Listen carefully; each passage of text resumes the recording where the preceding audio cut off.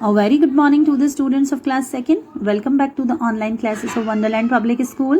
Students, आज हम लोग अपने वीडियो में हिंदी व्याकरण के अंदर संज्ञा के प्रकार के बारे में पढ़ेंगे। अपने कल के वीडियो में संज्ञा क्या है वो हम सीख चुके हैं कि किसी भी प्राणी, वस्तु या स्थान के भाव के नाम को हम लोग संज्ञा कहते हैं।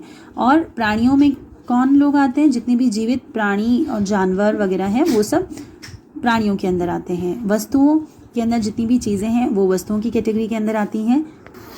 स्थान के अंदर जितने भी आसपास के, हमारे आसपास के जो भी स्थान हैं, जगह है, वो स्थान की कैटेगरी में आएंगी।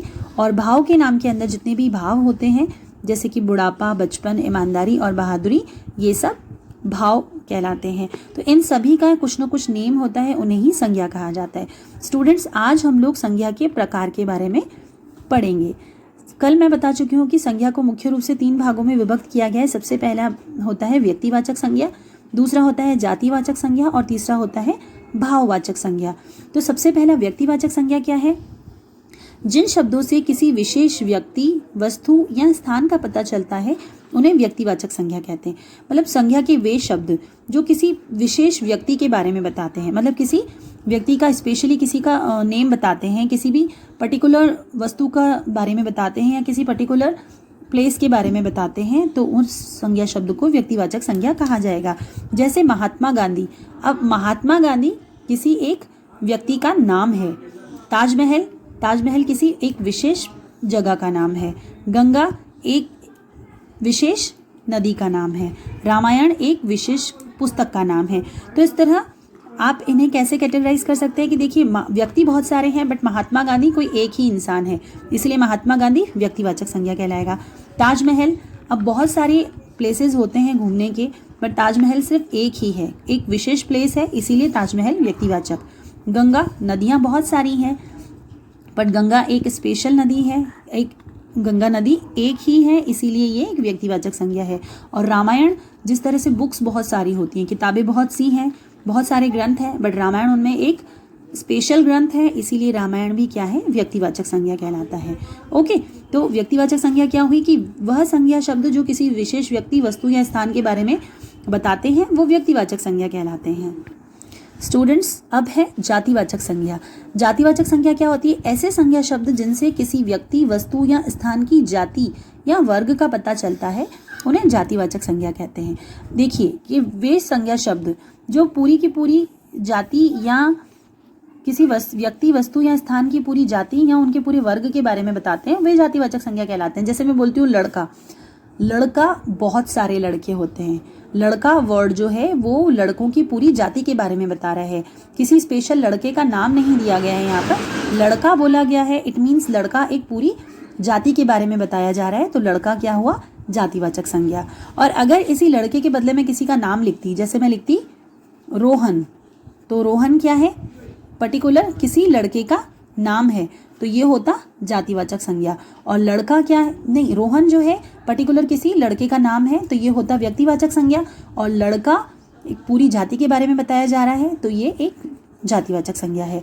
पहाड़ क्या है? बहुत सारे पहाड़ होते हैं। ये पहाड़ वर्ड जो है वो पूरी जाति के बारे में बताया जा रहा है। अगर मैं पहाड़ के बदले यहाँ लिखती हिमालय, तो हिमालय पर्टिकुलर किसी का नेम है, किसी पर्टिकुलर किसी पहाड़ का नाम है, तो ये होता हिमालय व्यक्तिवाचक।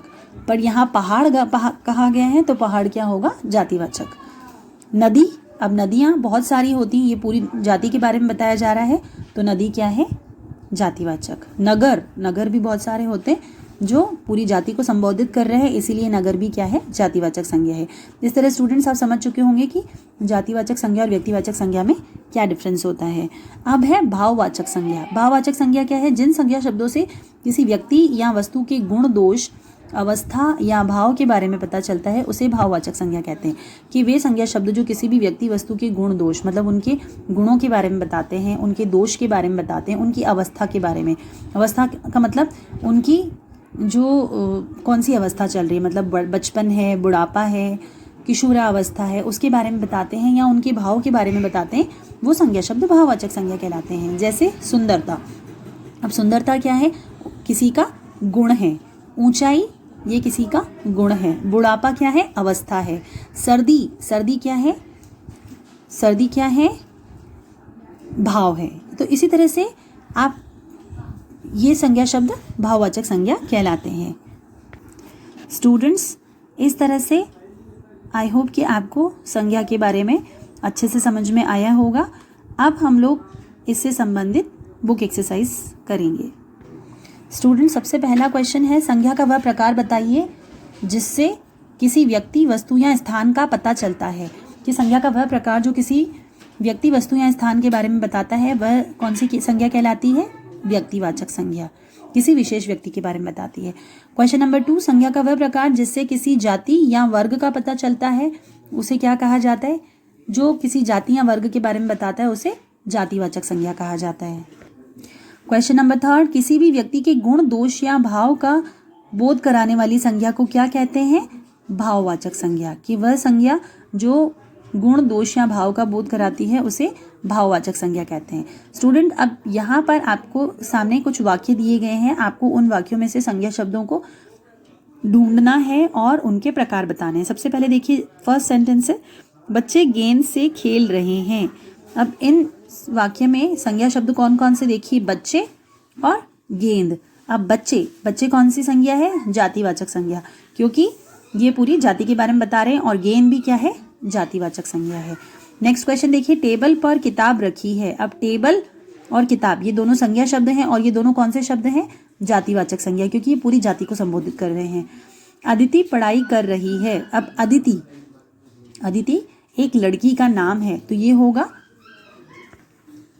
स्टूडेंट्स, इसमें देखिए अदिति कौन सा संज्ञा शब्द है? व्यक्तिवाचक, क्योंकि वो पूरी किसी पर्टिकुलर लड़की का नाम है। और पढ़ाई, पढ़ाई है भाववाचक संज्ञा। नेक्स्ट देखिए, जलेबी मीठी है। अब जलेबी, जलेबी क्या है? जातिवाचक संज्ञा है। साइकिल नीली है। अब साइकिल क्या है? जातिवाचक संज्ञा। कमरे में पंखा चल रहा है। कमरे जातिवाचक संज्ञा और पंखा भी क्या है? जातिवाचक संज्ञा। अजय तालाब में तैर रहा है। अजय पर्टिकुलर एक लड़के का नाम है, तो अजय होगा व्यक्तिवाचक संज्ञा और तालाब पूरी जाति को संबोधित कर रहा है, तो ये होगा जातिवाचक संज्ञा। रमेश पतंग उड़ा रहा है। अब रमेश लड़के का नाम है, तो व्यक्तिवाचक संज्ञा और पतंग जातिवाचक संज्ञा। महात्मा गांधी हमारे देश के राष्ट्रपिता हैं, तो महात्मा गांधी क्या होगा? व्यक्तिवाचक संज्ञा। सीता एक लड़की है। अब सीता व्यक्तिवाचक संज्ञा होगा और लड़की जो है जातिवाचक संज्ञा है। स्टूडेंट्स, इस तरह से आपको इन संज्ञा शब्दों को ढूंढकर कॉपी में लिखना है। ओके, आई होप कि आपको ये संज्ञा चैप्टर अच्छे से समझ में आया होगा। इसकी एक्सरसाइज करते रहिए, इसकी प्रैक्टिस करते रहिए। Bye, see you tomorrow.